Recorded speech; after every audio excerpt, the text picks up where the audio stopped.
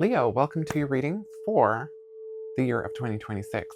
Let's see what's in store for Leo for the year of 2026. For those of you who are returning to my readings, thank you so much for all your support for 2025. I really do appreciate it. I'm so grateful.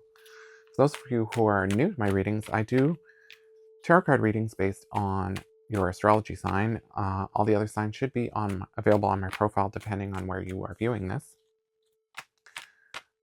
I also do extended readings on my Patreon channel. And I'll get into more of that at the end of this reading. In the meantime, let's see what's in store for Leo for the year of 2026.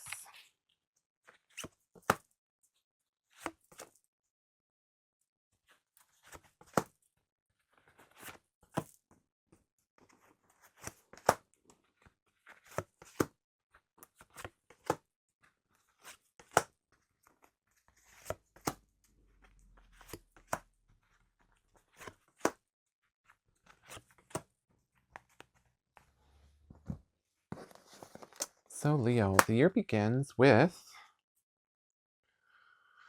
some kind of ending. You're dealing with some kind of loss, some kind of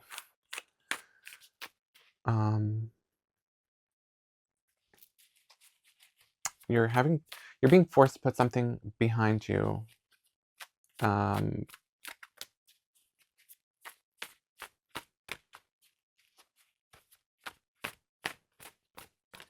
And people are looking to you for answers. People are looking to you for some kind of solution. But your focus and your emphasis is on making sure that things are fair. Things are, your focus is not what's best for you, but more what's best for everyone concerned.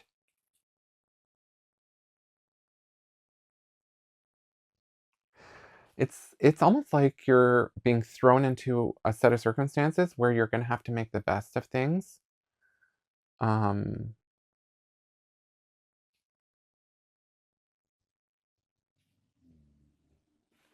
I get the feeling there's some kind of negotiation, or there's something that you're going to have to negotiate, or something that you're going to have to there's a concession that you're going to have to make with whatever is this pertaining to. You'll also be looking at letting go of some things. Like, I get the feeling you're going to be letting go of something that you held on to for a long time.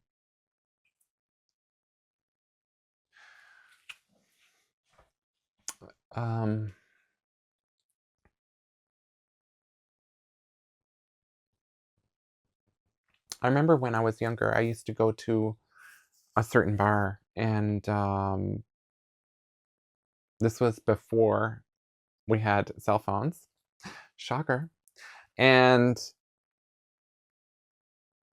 as time progressed, there were less and less people going to the bars because they had found alternatives to the bar scene.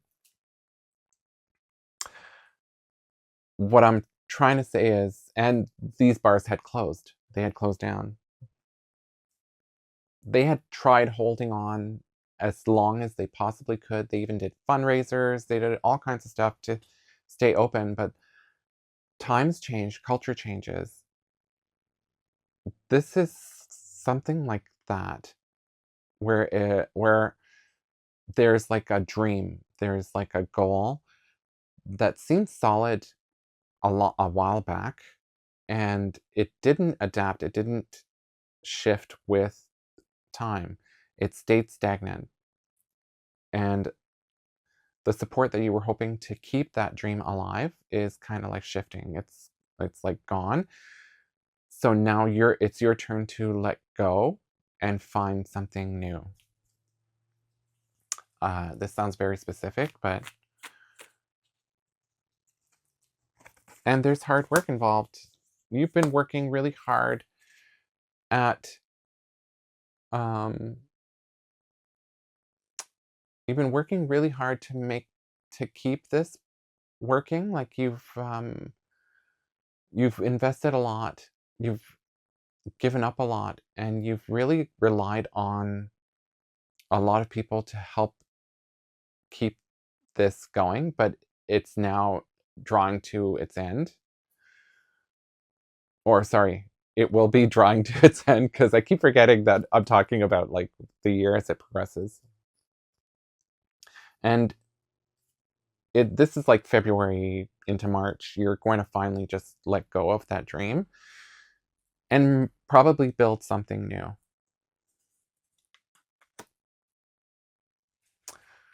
Whatever this new thing is, you're going to be extra cautious, extra careful.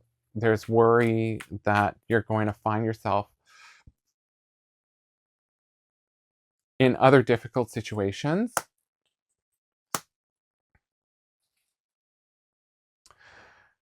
You're surrounded by a lot of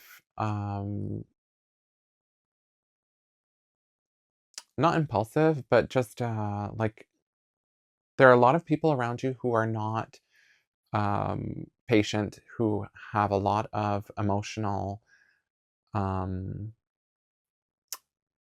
maturing, I guess the word I'm looking for. There are a lot of people who are very reactive around you.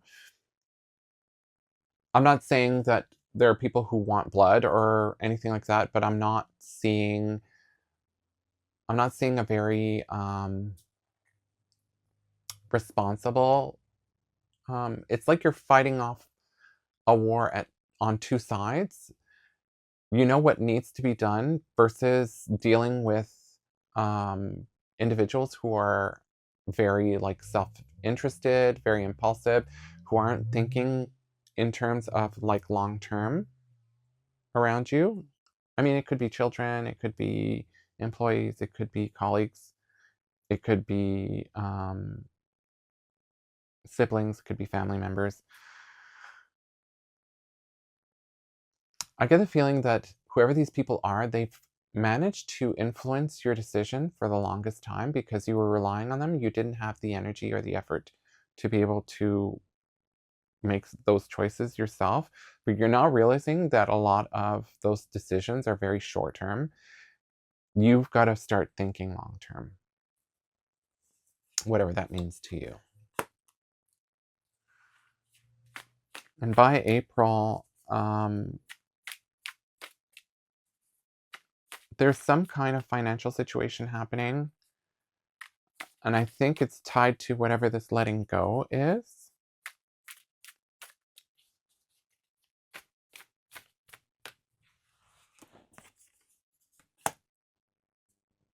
You're just wanting balance, you're wanting peace, you're wanting to be able to move forward. And to do that, there's some kind of concession that needs to happen. There's some kind of, I don't know if there's like a buyout or if, um, there's an inheritance or there's a sale of a home or like there's just some kind of, there's some kind of shift, there's some kind of movement. You're just done. You're resolved to just move on, move forward. And you're also resolved to surround yourself by people who are supporting you instead of supporting themselves. You're starting to, um, it's funny, I get the feeling you're starting to not share everything with everyone. You're sharing with only specific people who, who are supporting your vision, who are supporting um, your values, um, your approach to things.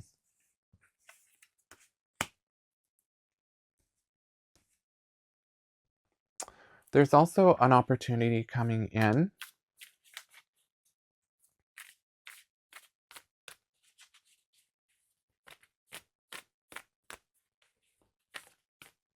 I get the feeling this is about a fresh start. There's some kind of collaboration. It's something that really makes sense. And here's the collaboration card. It's something that really makes sense. It's a no-brainer. You're just wanting to make sure you're not getting screwed out of it, but at the same time,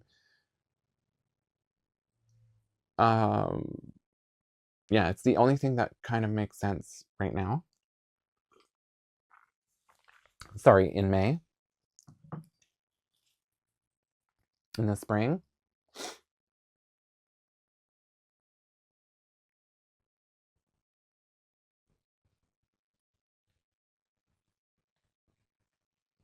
It's not what you wanted, but it's the only thing that makes sense. It's the only thing that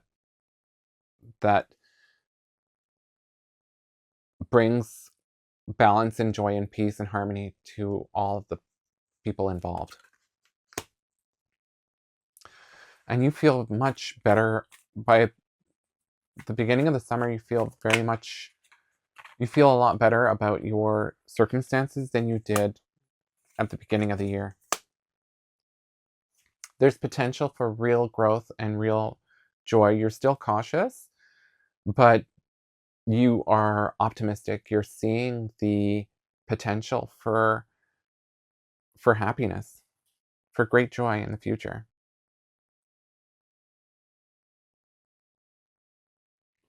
It's funny because